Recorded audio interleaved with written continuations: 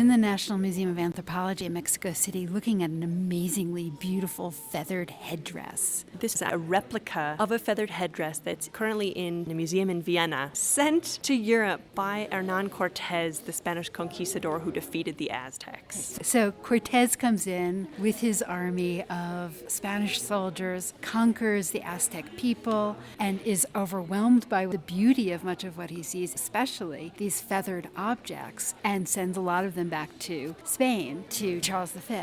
I can see why he would send these objects back. There's nothing like it in Spain that I can think of. And even though this is a replica, it gives us a really good sense of what some of these feather objects would have looked like. And you have these stunning quetzal tail feathers, which only come from the male quetzal, and we see so many of them. And usually the bird only has 2-3 tail feathers. So these come from a lot of different quetzals, a kind of bird that you find in Central America, places like Costa Rica.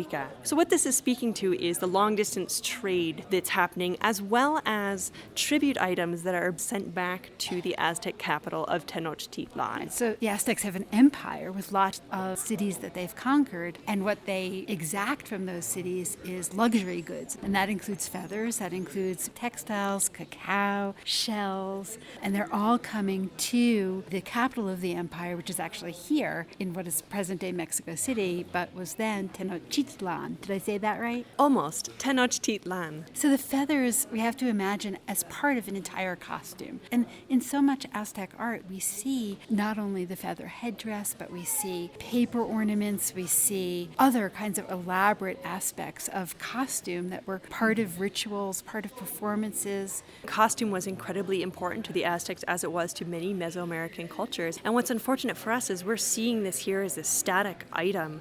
But imagine feathers with this beautiful iridescence shimmering in the light and moving with wind and being danced and able to transform the ruler wearing this into something else entirely. If you see where you're supposed to place this on top of your head, and then you see the extent to which the feathers radiate outwards, it's almost like your identity becomes less important than what you're wearing. You're completely subsumed by this costume. And besides these gorgeous quetzal feathers, what we have here are pure gold ornaments, as well as other colors of feathers like a beautiful turquoise blue. The people who made this lived in a special quarter of the capital. They were called in Nahuatl, the language of the Aztecs, amanteca, feather workers, and they were highly regarded. And after the Spanish conquest, when people like Hernan Cortes, the Spanish conquistador, encountered objects like this, they were so impressed that this is actually a type of artistic production that doesn't cease with the conquest, but what we do see is a shift in subject matter. Instead of, say, making ritual headdresses like this, we see objects that display Christian iconography. Very close to the feathered headdress here in the museum, we see a replica of a chalice cover that is made of feathers.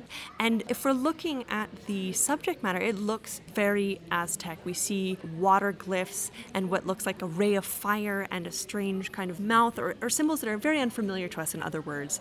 And this is the beginning of a reinterpretation of Christian iconography using Aztec glyphs. So we have a coming together of these two cultures, a hybrid art form.